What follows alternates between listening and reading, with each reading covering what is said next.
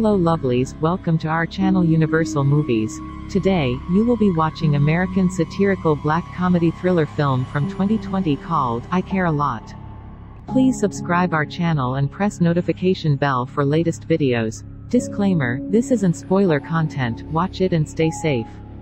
The movie starts in narration. Marla Grayson explains there is no such thing as good people and that she used to think working hard and playing fair would equal success. But now she knows that playing fair is just what rich people say to keep poor people poor. She's been poor and she refuses to be anymore. She says there are predators and prey. She's not a lamb, she's a lioness. At the care facility, a man named Mr. Feldstrom tries desperately to see his mother, but is tackled by security. He takes Marla to court where he tells the judge Marla, his mother's court-appointed caretaker, has kidnapped his mother and he has no way of seeing her and that Marla is selling her assets to make money. Marla explains that a doctor diagnosed his mother saying she needed action to be taken for her own safety and that she was appointed by the court to be his mother's caretaker and that her job is to care for those who need it. She says she simply sold his mother's assets to pay for the care. Marla tells the court that Mr. Feldstrom assaulted a staff member trying to see his mother and the judge rules in favor of Marla. After the case, Marla meets with her girlfriend Fran, who is waiting for her. Mr. Feldstrom comes out and threatens her and spits in her face, and Marla tells him if he tries that again she will rip his genitals off.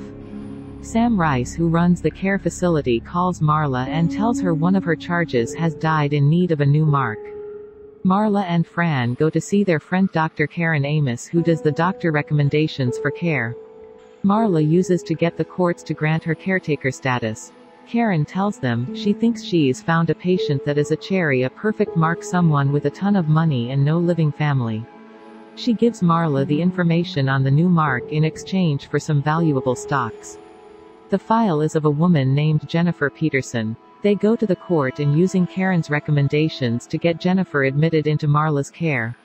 Marla goes to Jennifer's house, who is shocked and informs her she needs to come with her. Jennifer refuses, but Marla brings the police with her. Marla has Jennifer committed into Sam's care facility where they confiscate her phone and she and Fran get to work immediately, liquidating all of her assets and selling her very expensive home. Among her belongings, Marla finds a safety deposit box key and goes and finds hidden inside it millions of dollars worth of diamonds. She later tells Fran that they weren't listed on the safety deposit box insurance and therefore no one will miss them. Fran wonders what the origin of them is, while Fran is overseeing work at Jennifer's house. A taxi driver, Alexei, arrives to pick up Jennifer and is shocked when she isn't there. Alexei goes to see his boss Roman Lunov, a former Russian mob boss who threatens to kill him if he doesn't find out what has happened to Jennifer, who is his mother. Alexei later brings Roman information on Marla. Marla arrives at work and finds attorney Dean Erickson waiting for her. He explains he represents Jennifer and that Jennifer does not need to be in care. Dean cuts through the bullshit and says he knows all about Marla's scam and that he doesn't care if all about it and she can continue as she pleases, but Jennifer is off limits. He tells her if Jennifer isn't released it will become very uncomfortable for her. She demands to know who he works for. He opens a briefcase and offers her $150,000 in cash. Marla says she must be worth more than that and they haggle back and forth, but Marla refuses Dean's offer. Dean tells her she's going to regret this decision very soon. Later, Fran is nervous and tells Marla maybe she should have taken the money. Marla goes to the facility where Jennifer, who has been upset and demanding to be released, has been put on a ton of meds by the staff. Marla talks to Jennifer and wants to know what is going on, and Jennifer tells her she's in trouble and that he is coming. Marla asks her who she is and Jennifer says the biggest mistake she'll ever make. Jennifer refuses to tell her anything until she gets her cell phone back. Marla tells her she controls her drugs, food, everything, and she will make her life a living hell if she doesn't cooperate. Jennifer calls her a cunt and tells her to have at it. Marla goes to see Sam and tells her to make Jennifer's life hell, liquid diet only. Pain meds down, physical activity up. Meanwhile, Roman goes to the safety deposit box and finds the diamonds missing. Dean takes Marla to court saying he is blocking her from seeing his client, and presents testimony from one of Karen's employees saying that they were colluding to game the system. Marla points out that Dean isn't actually Jennifer's lawyer, and the judge rules that unless Dean can prove he's Jennifer's lawyer, he can't have access to her. Roman is enraged. Alexei and several henchmen go to the facility pretending to take a tour.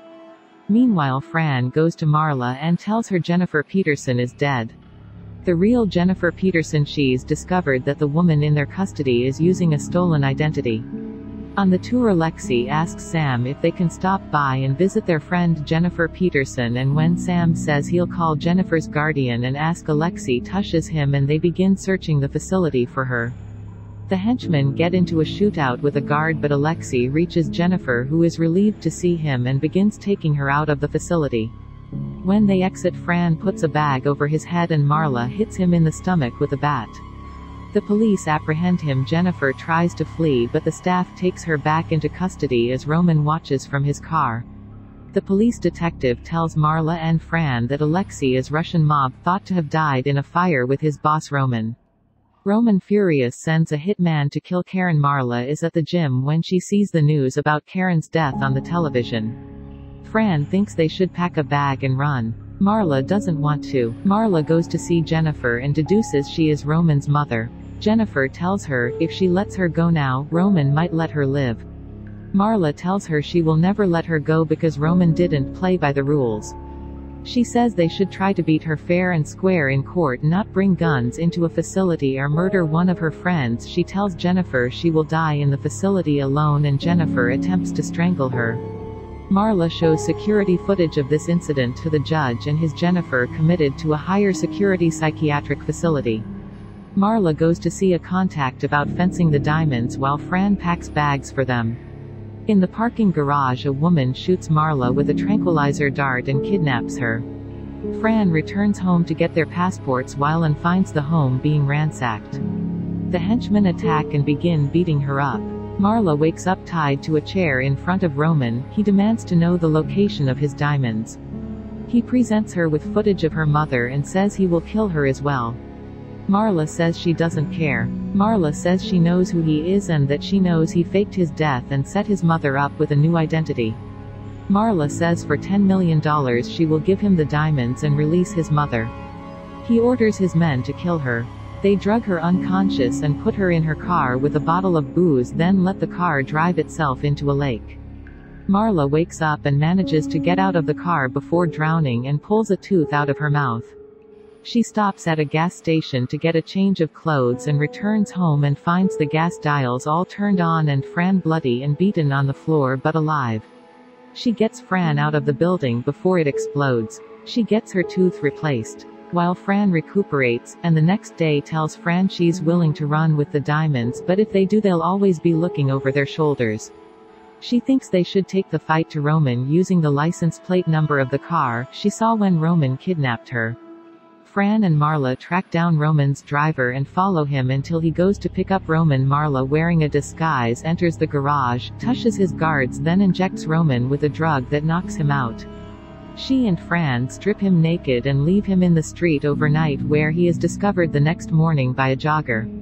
He wakes up in the hospital with Marla at his side. She explains that without an identity he was named a John Doe and put under Marla's care. She tells him she owns him, and can do whatever she wants with him, so he should wire her the $10 million she asked for. Later, Marla says in exchange for the $10 million she will give him the diamonds, and her mother Roman agrees, but then suggests another idea. They go into business together. He's impressed with her grift, but thinks it is small potatoes. He proposes a country-wide grift, a country-wide corporation of care services with multiple arms with thousands of guardians and hundreds of thousands of clients. He suggests together they'll make millions together. Marla isn't sure they'll be able to trust each other, but Roman insists when they become rich trust will follow. Marla agrees. Jennifer is released and reunites with Roman. They sell the diamonds and start their massive business, Grayson Guardianships, which becomes a huge corporation. Marla is on the cover of Forbes and other business magazines, and she and Fran get married. She is interviewed on television, where she tells the interviewer she's just someone who cares and anything is possible with hard work. After the interview, Marla and Fran head to their car where they are confronted by Mr. Feldstrom. Marla tells him she doesn't have time and he pulls out a gun and shoots her in the chest, screaming at her that his mother died in her facility and she never let him see her and she died alone. Fran sobs holding Marla as she bleeds out. Over that, the audio of the end of Marla's interview plays where she tells the interviewer thanks, it's been fun.